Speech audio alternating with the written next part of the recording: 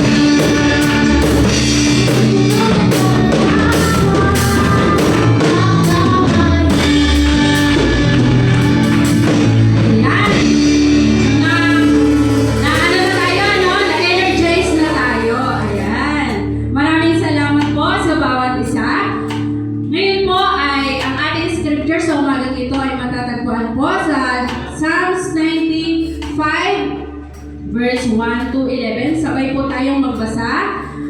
Tayo na lumapit kay Yahweh na Diyos, siya ay awitan. Ang batong kublihan, atin ngang handugan, masayang awitan.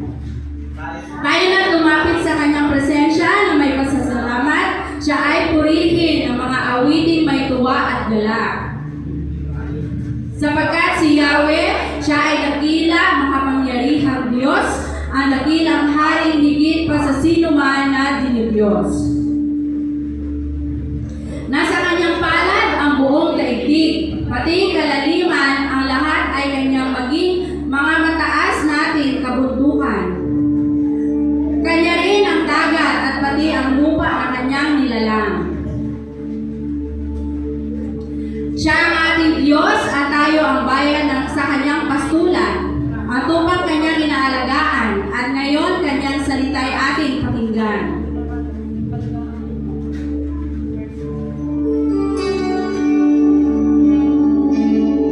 Iyang inyong puso'y huwag patigasin tulad ng ginawa ng inyong magulang nang nasa Meriba sa ilang ng masa. Ako ay tinuksod doon ay sinubok ng inyong magulang, bagamat nakita ang aking ginawang silang nakinabang.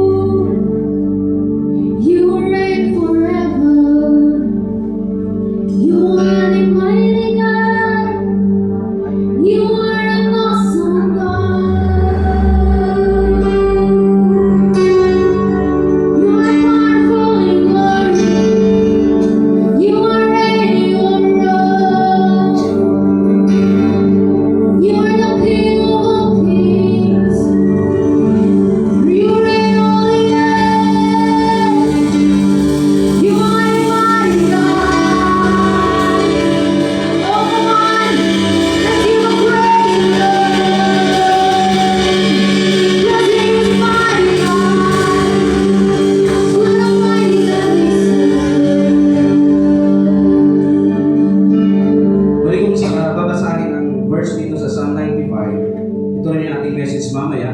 Sabi dito sa 3 hanggang 7 na siguro, pwede na. Sabi dito, sapagkat ang Diyos ay ang Panginoong napakadakila. Ang dakilang hari higit sa sinuman na binabangalan. Nasa kanyang palad ang buong daigdig, maging kalaliman. Ang lahat ay kanya, maging ang mataas naming kabundukan. Meron ba tayong Diyos na dakila? Narinig niyo ba yung binabasa natin? Sabi dito, nasa kanyang palad ang buong daigdig.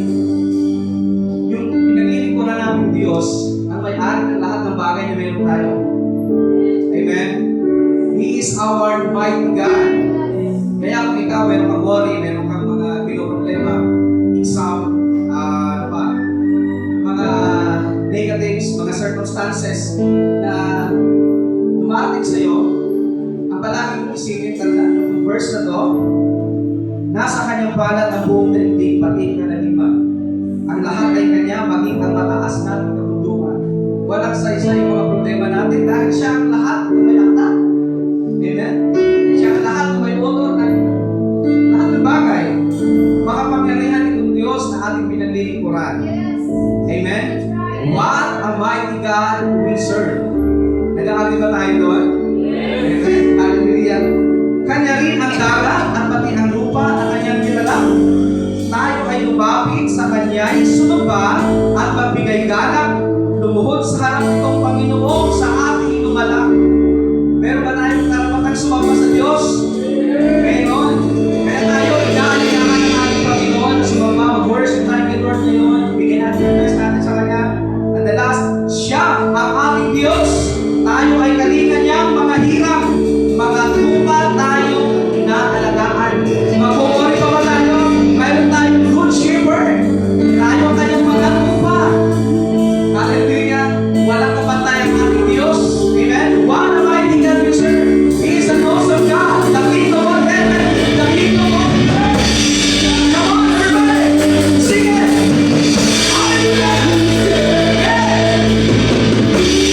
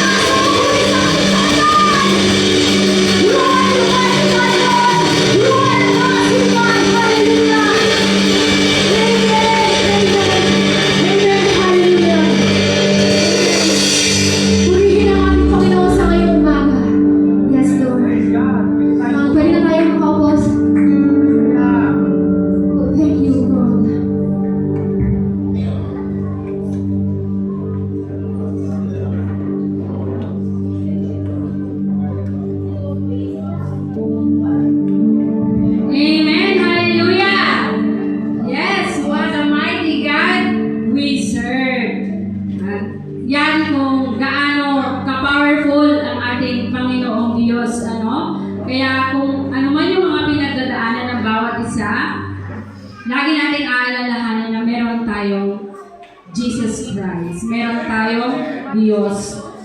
Na, di ba, kahit anong gawin, kahit anong pinagdadaanan natin, kahit ano yung nararanasan natin sa buhay natin, tayo pa rin ay nakatayo, malakas, at patuloy na hinahawakan ang pag-asa dahil tayo ay mayroong Diyos. Kaya yung mga ginagawa natin, lalo tayo